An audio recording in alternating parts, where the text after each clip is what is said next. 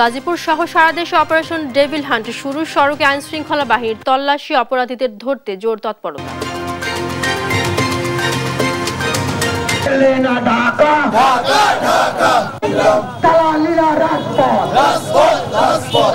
গাজীপুরে হামলা কেন?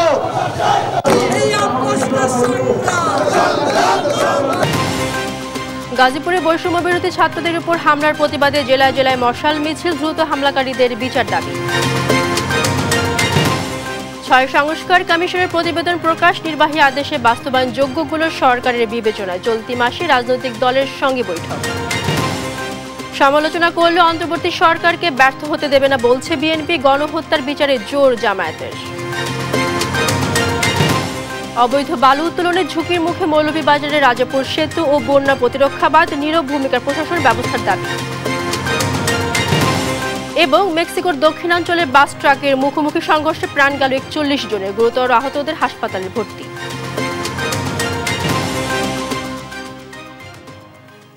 দর্শক দেখছিলেন সংবাদ শিরোনামগুলো। সংবাদ সকালে আপনাদের সাথে আছি মারজানা শক্তি।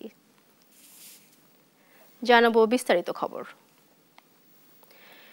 সন্ত্রাসীদের আইনের আওতায় আনতে গাজীপুর সহ সারা দেশে অপারেশন ডেভিল হান্ট শুরু করেছে যৌথ বাহিনী। গত মধ্যরাত থেকে গাজীপুর সহ সারা দেশে এই অভিযান শুরু হয়। দেশের গুরুত্বপূর্ণ সড়কে চেকপোস্ট বসায় সেনাবাহিনী। এ সময় প্রাইভেট কার, সিএনজি, মোটরসাইকেল সব ধরনের যানবাহন থামিয়ে তল্লাশি চালানো হয়। আইন পরিস্থিতির উন্নতিতে নিয়মিত চেকপোস্টের কার্যক্রম অব্যাহত থাকবে বলেও জানান তারা। এছাড়াও সাদা পোশাকেও আইনশৃঙ্খলা বাহিনীর সদস্যরা অপরাধী ধরতে অভিযান শুরু করেছে।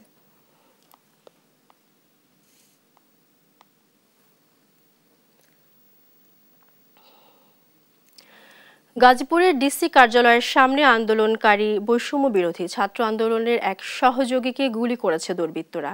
শনিবার সন্ধ্যায় এই ঘটনা ঘটে। গুলিবিদ্ধ ওই যুবকের নাম মোবাশ্বের হোসাইন। তাকে শহীদ তাজউদ্দিন আহমেদ মেডিকেল কলেজ হাসপাতালে ভর্তি করা হয়েছে। তিনি গাজীপুর জেলা বৈষম্য বিরোধী ছাত্র আন্দোলনের একজন সহযোগী।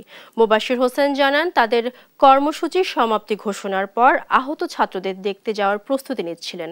এ সময় একটি মোটরসাইকেল থেকে তাকে লক্ষ্য করে গুলি করা হয়। গুলিটি তার ডান হাতে এসে লাগে। তিনি আরও জানান, ব্যক্তিগতভাবে তিনি নিরাপত্তাহীনতায় ভুগছেন। গাজীপুরের পুলিশ সুপারকে তিনি বিষয়টি জানিয়েছেন।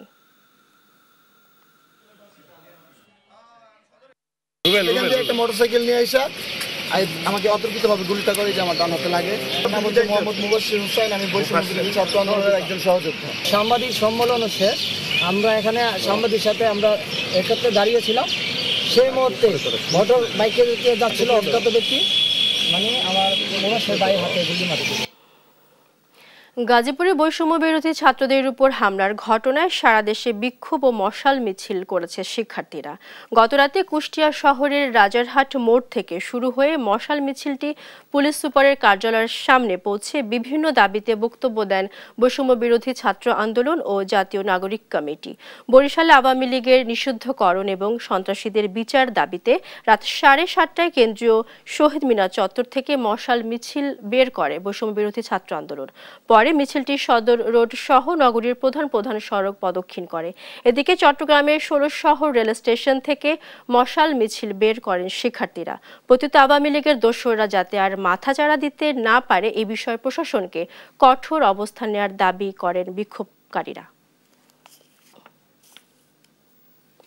এর আগে গাজীপুরে আওয়ামী লীগের সাবেক মন্ত্রী মোজাম্মেল হকের বাড়িতে শিক্ষার্থীদের উপর হামলার ঘটনায় ওসিকে বহিষ্কারের কথা জানিয়েছেন ডিএমপি কমিশনার। পরে প্রশাসনের আশ্বাসে বিক্ষোভ স্থগিত করে বৈষম্য বিরোধী ছাত্র আন্দোলন। এ সময় স্বরাষ্ট্র মন্ত্রণালয় ঘোষিত অপারেশন ডেভিল হান্ট পর্যবেক্ষণের ঘোষণা দেন সংগঠনটির আহ্বায়ক হাসনাত আবদুল্লাহ। আর ধৈর্যের বাঁধ ভেঙে গেলে চরম পরিণতির হুঁশিয়ারি দেন সার্জিস আলম। সহকর্মীদের তথ্য ছবিতে আরও জানাচ্ছেন আপন অপু। গাজীপুরে শিক্ষার্থীদের উপর হামলার প্রতিবাদে জেলা প্রশাসকের কার্যালয়ের সামনে বিক্ষোভ করে বৈষম্য বিরোধী ছাত্র আন্দোলন। শনিবার বেলা ৩টার পর তাদের সঙ্গে সংহতি জানাতে আসেন সংগঠনটির আহ্বায়ক হাসনাত আবদুল্লাহ ও কেন্দ্রীয় সমন্বয়ক সার্জিস আলম। এ সময় সার্জিস বলেন, কোথাও সহযোদ্ধাদের গায়ে হাত দেওয়ার চেষ্টা হলে বাংলাদেশ আবারও জেগে উঠবে। ধৈর্যের বাঁধ ভেঙে গেলে চরম পরিণতির হুঁশিয়ারিও দেন তিনি। আমরা প্রয়োজনে বাংলাদেশের প্রত্যেকটি জেলায় ছড়িয়ে যেতে পারি।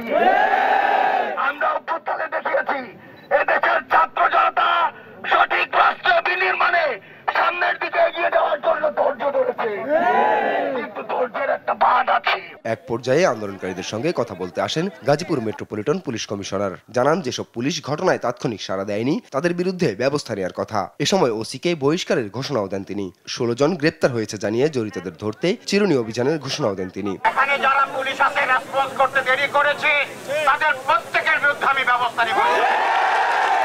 আমি শুনেছি 2 ঘন্টা পরে আমার ওসি আপনাদেরকে তাকে সাড়া দিয়েছে।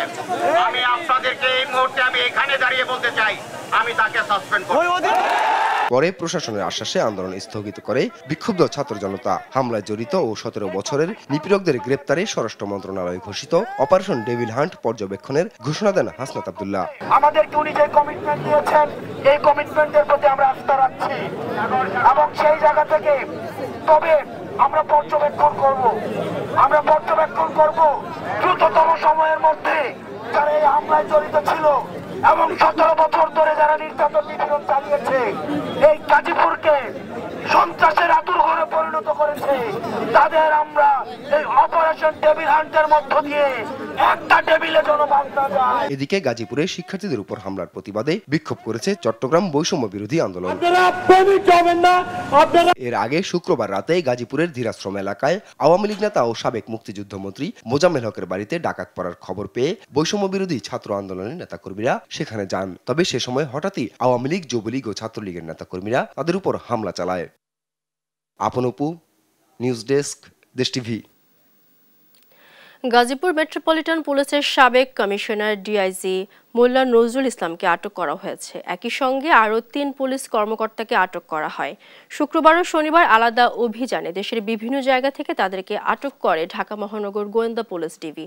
শনিবার সংস্থাটির একাধিক ঊর্ধ্বতন কর্মকর্তা জানান, মোল্লা নজরুল ইসলাম ছাড়া বাকি 3 জন হলেন নীলফামারীর ইন সার্ভিস ট্রেনিং সেন্টারের commandant police super Asaduzzaman, Rangpur রেঞ্জের সংযুক্ত পুলিশ সুপার আব্দুল মান্নান ও বাগেরহাটের সাবেক police super Abdul Hasnat.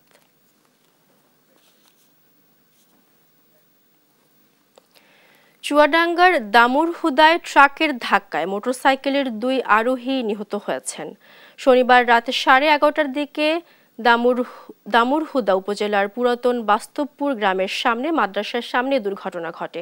Police জানায়, শনিবার রাতে নাহিদ ও সুইট মিলে মোটরসাইকেল যোগে রঘুনাথপুর গ্রাম থেকে কাজ শেষে পুরাতন বাস্তবপুর গ্রামের দিকে ফিরছিলেন। তবে বাস্তবপুর গ্রামের মাদ্রাসার সামনে পৌঁছালে বিপরীত দিক থেকে আসা একটি ট্রাক্টর ধাক্কা দিলে দুজনের মোটরসাইকেল থেকে ছিটকে রাস্তায় উপরে পড়ে যায়। ঘটনাস্থলে দুজনই মারা যান। আগামী নির্বাচনের আগে সংস্কার কমিশনগুলো বিভিন্ন পর্যায়ে সংস্কারের কথা বলেছেন আইন উপদেষ্টা ডক্টর আসিফ নজরুল। রাজনৈতিক দলের সঙ্গে ঐক্যমত্যে ও ফেব্রুয়ারির মাঝামাঝি রাজনৈতিক দলগুলোর মতামত নেওয়া হবে বলে জানান তিনি। বিস্তারিত এইচ হিমেলের প্রতিবেদন। 6টি সংস্কার কমিশনের প্রতিবেদন জাতীয় তথ্য বাতায়নে প্রকাশ করেছে অন্তর্বর্তী সরকার। এ নিয়ে শনিবার সন্ধ্যায় ফরেন সার্ভিস একাডেমিতে ব্রিফিং করেন আইন উপদেষ্টা আসিফ নজরুল। প্রতিবেদনে দীর্ঘ, মধ্যম ও আশু 3টি সংস্কারের মধ্যে আশু বাস্তবায়নের আওতায় থাকা প্রস্তাবিত সংস্কার আগামী নির্বাচনের আগেই করা যেতে পারে বলে জানিয়েছেন উপদেষ্টা। এ সময় আরো বলেন, সংস্কার সুপারিশ নিয়ে চলতি মাসেই রাজনৈতিক দলগুলোর সাথে বসবে সরকার। পূর্ণ রিপোর্টে দেখবেন ওখানে 3টা ক্লাস্টার আছে। একটা হচ্ছে আশু করণীয়, একটা হচ্ছে মধ্যম মেয়াদী, একটা হচ্ছে দীর্ঘমেয়াদী। দীর্ঘমেয়াদীটা ভেরি ক্লিয়ার, এটা হচ্ছে পোস্ট ইলেকশন সরকার করবে। আশু করণীয়টাও ভেরি ক্লিয়ার, যে এটা আমরা আশা করছি রাজনৈতিক দলগুলোর সাথে ঐক্যমত সাপেক্ষে নির্বাচনে আগেই করা হবে। অন্তর্বর্তী সরকারের অযথা ক্ষমতায় থাকা কিংবা সময় ক্ষেপণের ইচ্ছা নাই বলেও জানান আসিফ নজরুল। বলেন, সুষ্ঠু নির্বাচন নিশ্চিত করতে রাজনৈতিক ঐক্যমতের ভিত্তিতে জরুরি সংস্কারগুলোই করা হবে। কিছু কিছু ব্যাপারে রাজনৈতিক দলের সাথে আলোচনার প্রয়োজন হতে পারে, আবার কিছু বিষয় আছে এতই মামুলি, এতই ছোটোখাটো, যেটা প্রশাসনিক একটা আদেশের মাধ্যমে করা সম্ভব। ফেব্রুয়ারি মাঝামাঝি সময় থেকে আলাপ শুরু হবে এবং এই ব্যাপারে সরকার দৃঢ় প্রতিজ্ঞ, যত তাড়াতাড়ি সম্ভব এই ব্যাপারে মতৈক্য পৌঁছানোর চেষ্টা করা হবে। এ সময় নির্বাহী আদেশে বাস্তবায়নযোগ্য সংস্কার প্রস্তাবগুলো সরকারের বিবেচনায় আছে বলেও জানান আইন উপদেষ্টা। এইচ হিমেল, দেশ টিভি, ঢাকা। আগামী নির্বাচনে ৩০০ আসনে প্রতিদ্বন্দ্বিতা করার জন্য বিএনপি প্রস্তুত বলে জানিয়েছেন দলটির স্থায়ী কমিটির সদস্য খন্দকার মোশাররফ হোসেন। এছাড়া চলমান রাজনৈতিক পরিস্থিতি নিয়ে জেলায় জেলায় ১০ দিনের কর্মসূচিও ঘোষণা করেছে দলটি। নিয়াজ মোর্শেদের প্রতিবেদন। জাতীয় প্রেস ক্লাবে জাতীয় নির্বাচনের দাবিতে এক নাগরিক সভার আয়োজন করে জিয়াউর রহমান সমাজ কল্যাণ পরিষদ। এতে যোগ দিয়ে বিএনপির ভাইস চেয়ারম্যান শামসুজ্জামান দুদু বলেন, সরকারের দৈন্যতার কারণে গাজীপুরে আওয়ামী লীগের নেতাকর্মীরা হামলা করার সাহস পেয়েছে। গাজীপুরে যে নির্দয় নির্মম ঘটনা ঘটেছে, এত সাহস তারা পায় কোথা থেকে? এই প্রশ্ন যদি কেউ করে তাহলে এই সরকারের রাজনৈতিক দৈন্যতাই জনসম্মুখে প্রকট থেকে প্রকটতর হয়। জাতীয় প্রেস ক্লাবে ২৪-এর গণ অভ্যুত্থানের সহিংসতার নানা চিত্রকর্ম নিয়ে দ্রোহের গ্রাফিতি নামে বইয়ের প্রকাশনা উৎসবে অংশ নিয়ে বিএনপির সিনিয়র যুগ্ম মহাসচিব রুহুল কবির রিজভী বলেন, নানা কাজের সমালোচনা করলেও অন্তর্বর্তী সরকারকে ব্যর্থ হতে দেবে না বিএনপি। অন্তর্বর্তীকালীন সরকারের নানা কাজ দিয়ে আমরা সমালোচনা করব, আমরা কথা বলবো, কিন্তু তারপরেও ডক্টর ইউনূসকে আমরা ব্যর্থ হতে দেব না। বিকেলে নয়াপল্টনে এক সংবাদ সম্মেলন করে চলমান রাজনৈতিক পরিস্থিতি নিয়ে জেলায় জেলায় সভা সমাবেশের কর্মসূচি ঘোষণা করেন রুহুল কবির রিজভী। 11ই ফেব্রুয়ারি থেকে শুরু হওয়া আমাদের যে কর্মসূচি জেলায় জেলায় প্রথমে শুরু হবে, জেলায় জেলায় এই কর্মসূচি পালিত হবে, এটি আপনাদেরকে জানিয়ে গেলাম। এরপরে পর্যায়ক্রমে মহানগর এবং বিভাগীয় সদরে এই কর্মসূচি অনুষ্ঠিত হবে। এছাড়া বিকেলে রাজধানীর খিলগাঁওয়ে ৩১ দফা নিয়ে কর্মশালা করে ঢাকা মহানগর দক্ষিণ বিএনপি। ভোটের অধিকারের জন্য আমাদের এক হয়ে দাঁড়িয়ে কাজ করি। আর কুমিল্লায় দীর্ঘ ১৫ বছর পরে বড় সমাবেশ করেছে বিএনপি। সমাবেশে উপস্থিত হয়ে বিএনপির স্থায়ী কমিটির সদস্য খন্দকার মোশাররফ হোসেন বলেন, ৩০০ আসনে প্রতিদ্বন্দ্বিতা করার জন্য প্রস্তুত রয়েছে বিএনপি। জাতীয় সংসদ নির্বাচন নয়, নির্বাচন জনগণের প্রতিনিধিত্ব জাতীয় সংসদে একটি, আর এরপরে আছে উপজেলা পর্যায়ে, আমাদের পৌরসভা পর্যায়ে, ইউনিয়ন পর্যায়ে, ওয়ার্ড পর্যায়ে আমাদেরকে সকল পর্যায়ে নেতৃত্ব গ্রহণের জন্য প্রস্তুতি গ্রহণ করতে হবে। এ সময় স্থানীয় পর্যায়ে নেতৃত্ব গ্রহণের জন্য তৃণমূল নেতাকর্মীদের যোগ্যতা অর্জনেরও আহ্বান জানান তিনি। ইউনিয়ন পর্যায়ে, ওয়ার্ড। নিয়াজ মোর্শেদ, দেশ টিভি, ঢাকা। আগে ২৪-এর গণহত্যার বিচার, তারপর নির্বাচন সহ অন্যান্য কাজ মন্তব্য করেছেন জামায়াত ইসলামের আমির ডাক্তার শফিকুর রহমান। কক্সবাজারে জেলা জামায়াতের কর্মী সম্মেলনে তিনি একথা বলেন। এদিকে রাজধানীতে জামায়াতের এক শিক্ষা শিবিরে ফ্যাসিস্ট ফিরে আসার ষড়যন্ত্র রুখতে সবাইকে ঐক্যবদ্ধ থাকার আহ্বান জানিয়েছেন দলটির নেতারা। কায়েস রাহাতের রিপোর্টে বিস্তারিত। প্রায় ১৫ বছর পর কক্সবাজারে অনুষ্ঠিত হয় বাংলাদেশ জামায়াতে ইসলামীর কর্মী সম্মেলন। এতে প্রধান অতিথি হিসেবে বক্তব্য রাখেন দলের আমির ডক্টর শফিকুর রহমান। বলেন, স্বাধীনতার পর কিছু কিছু প্রত্যাশা পূরণ হলেও স্বাধীন বিচার ব্যবস্থার প্রত্যাশা এখনো পূরণ হয়নি। অভিযোগ করেন, আইনের অঙ্গনে যারা বেআইনি কর্মকাণ্ড করেছিল আওয়ামী লীগ তাদেরই বিচারপতি বানিয়েছিল। এ সময় নির্বাচনের আগে গণহত্যা সহ অন্যান্য খুনের বিচার চান জামাত আমির। বিশেষ করে ২৪-এর গণহত্যার বিচার অবশ্যই হতে হবে। আগে বিচার, তারপরে অন্য কাজ। বিচার না হলে শহীদের রক্তের সাথে বেইমানি করা হবে। এদিকে রাজধানীতে অনুষ্ঠিত অন্য একটি অনুষ্ঠানে দলটির নেতারা বলেন, নির্বাচনের আগে বিভিন্ন সেক্টরে পতিত সরকারের রেখে যাওয়া জঞ্জাল সরাতে হবে। বিগত স্বৈরাচার সরকারের যে রেখে যাওয়া যে সমস্ত জঞ্জাল, এটাকে দূর করতে হবে, সংস্কার করতে হবে। আগে সংস্কার, তারপরে নির্বাচন। পলাতক জাহাঙ্গীর, তাদের গডফাদার পালিয়ে গিয়েছেন, আর উনি এখন পলাতক অবস্থায় থেকে তিনি অনলাইনে মিটিং করে নতুন করে গোটা রাজধানী সহ বাংলাদেশের সন্ত্রাস সৃষ্টির জন্য চক্রান্ত করছেন। আওয়ামী লীগ, ছাত্রলীগ, যুবলীগের কোনো সন্ত্রাসীকে রাস্তায় কোনো ধরনের সন্ত্রাসী কার্যক্রম করার সুযোগ দেয়া হবে না। এ সময় স্বৈরাচারের দোসরদের কাছে থাকা অবৈধ অস্ত্র উদ্ধারেরও তাগিদ দেন জামাত নেতারা। কায়েস রাহাত, দেশ টিভি, ঢাকা। মৌলভীবাজারে সড়ক বিভাগের সেতুর কাছে বলগেটি দিয়ে অবৈধভাবে বালু উত্তোলন করায় ঝুঁকিপূর্ণ হয়ে পড়েছে সেতুটি। দিন দুপুরে নদীর কিনারা থেকে বালু তোলা হলেও নিশ্চুপ প্রশাসন। অভিযোগ জানিয়েও প্রতিকার পাচ্ছেন এলাকাবাসী। মৌলভীবাজার থেকে সালি ইলাহি কুটির পাঠানো তথ্য ছবিতে টুম্পা আফরোজের রিপোর্ট। মৌলভীবাজারের কুলাউড়ায় সড়ক বিভাগের রাজাপুর পিসি গার্ডার সেতুটির নির্মাণ কাজ শেষ, বর্তমানে উদ্বোধনের অপেক্ষায়।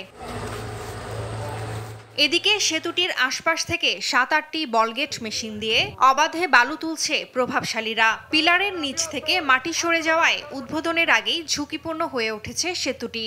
ব্রিজের তলরসা পিলার সারা ইঞ্জাই বালি অঞ্জে ও সুটো একটা দিয়া উবার আছে ব্রিজ ইগান যদি উপরে দিয়ে আরো গাড়িগুলা ভাঙি দিব গিয়া। বালু উত্তোলনের কারণে হুমকির মুখে রয়েছে রাজাপুর ও ধলিয়া বন্যা প্রতিরক্ষা বাঁধও। অভিযোগ উঠেছে প্রশাসনের নজরদারির অভাবে প্রভাবশালীরা নিয়ম নীতির তোয়াক্কা করছে না। এই পিলারের নিচের বালি এবং মাটি সরে যাচ্ছে, এটা অত্যন্ত ঝুঁকিময়। যে কোনো মুহূর্তে ব্রিজটা উদ্বোধনের আগে ভেঙে যাওয়ার সম্ভাবনা রয়েছে। ব্রিজ থেকে খুঁটি বার হয়ে গেছে, বালি যাওয়া গিয়া। এখন আমরা বাধা দিলে আমরা বাধা তারা মানে না, আর আমরা প্রশাসনের কাছে গেলে প্রশাসনে কোনো উদ্যোগিতা নেয় না। সড়ক ও জনপথ বিভাগের নির্বাহী প্রকৌশলী বলছেন, সেতুর নিচ থেকে বালু উত্তোলন বন্ধে জেলা প্রশাসনের পক্ষ থেকে চিঠি দিয়ে আপত্তি জানানো হয়েছে।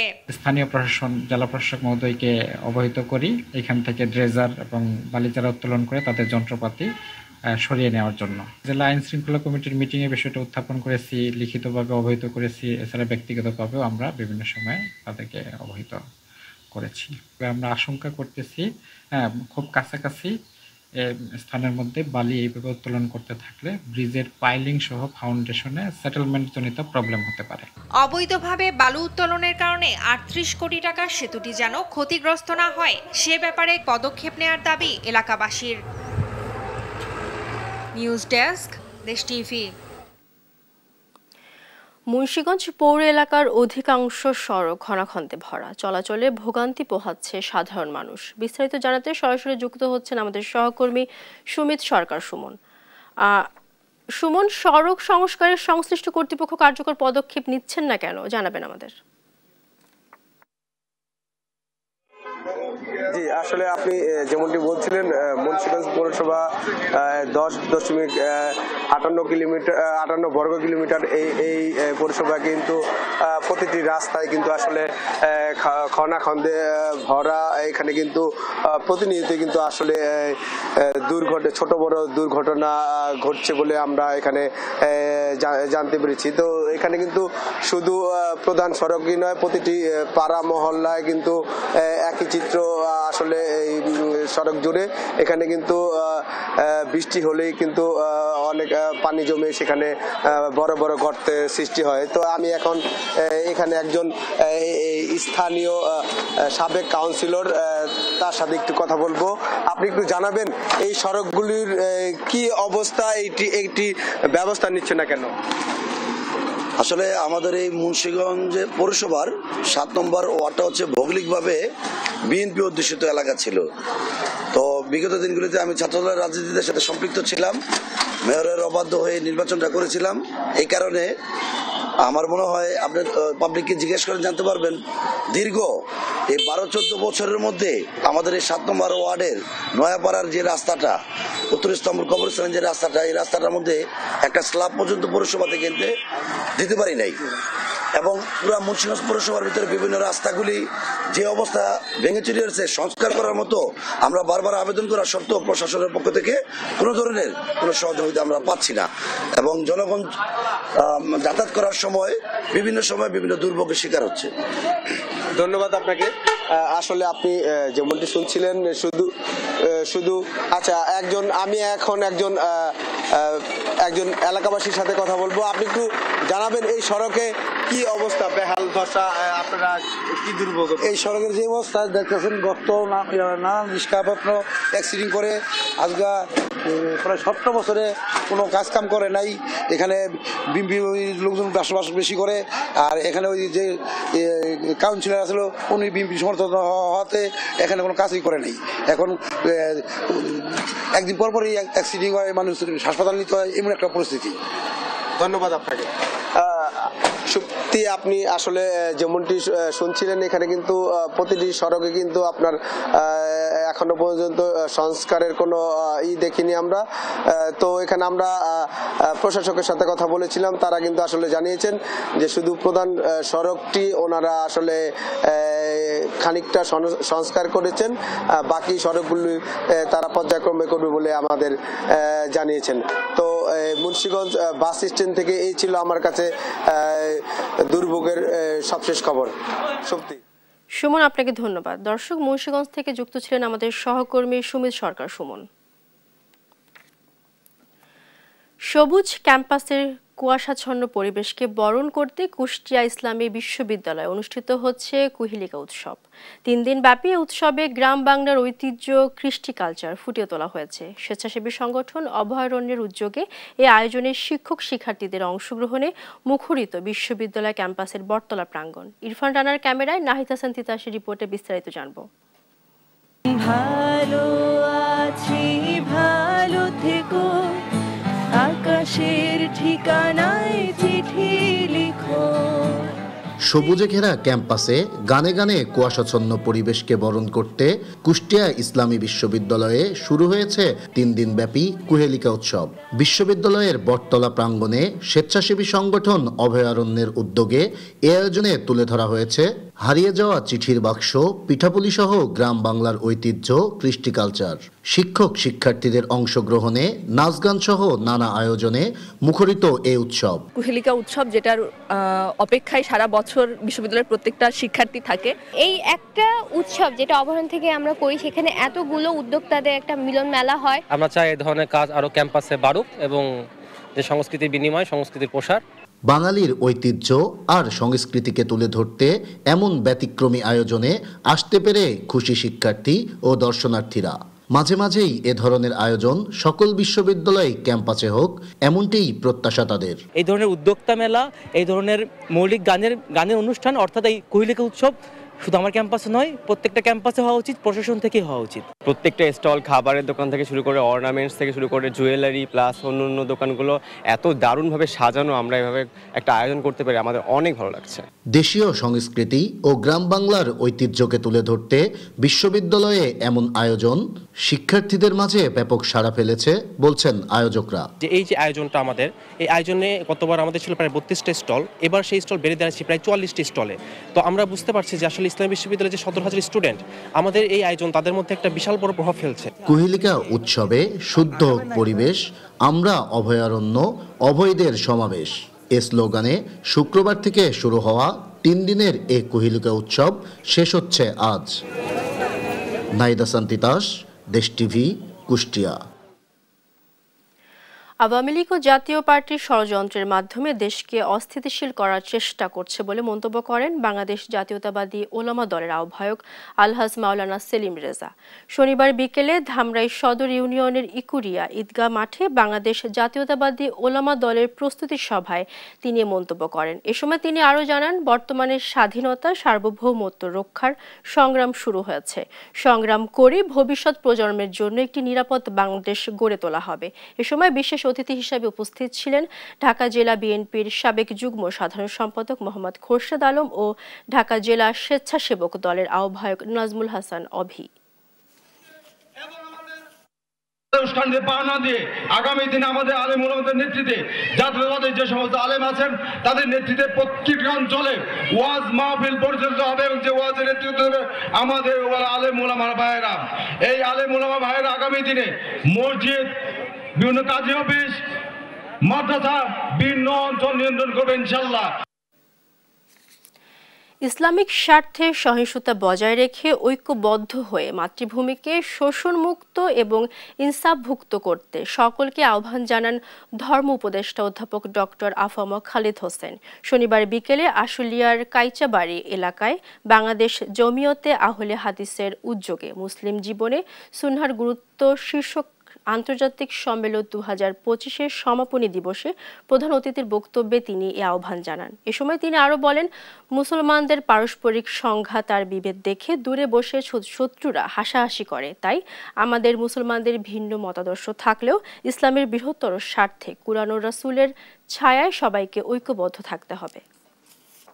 মুক্ত একটা দেশ হিসাবে, ইনসাফ ভিত্তিক একটা দেশ হিসাবে গড়ে তুলি। আসুন ইনশাআল্লাহ আজিজ আগামী দিনের সুন্দর স্বপ্ন দেখার অভিপ্রায় ব্যক্ত করে আমার বক্তব্য শেষ করছি। বাংলাদেশের রাজনীতি করতে হলে বাংলাদেশি মানুষের স্বার্থকে প্রাধান্য দিয়ে বাংলাদেশপন্থী রাজনৈতিক দল হতে হবে বলে মন্তব্য করেছেন গণ অধিকার পরিষদের সভাপতি নুরুল হক নূর।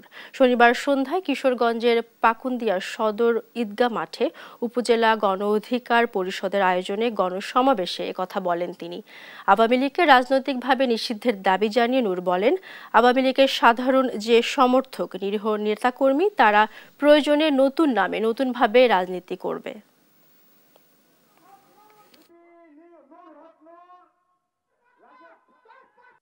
বাংলাদেশের রাজনীতি করতে হলে বাংলাদেশের মানুষের স্বার্থকে প্রাধান্য দিয়ে বাংলাদেশপন্থী রাজনৈতিক দল হতে হবে। আমরা চাই এই ফাঁসিবাদী ব্যবস্থার চিরতরে বিলোপ ঘটুক, আওয়ামী লীগ রাজনৈতিকভাবে নিষিদ্ধ হোক এবং আওয়ামী লীগের সাধারণ যারা সমর্থক নিরীহ নেতা কর্মী তারা প্রয়োজনে নতুন নামে নতুন ভাবে রাজনীতি করবে।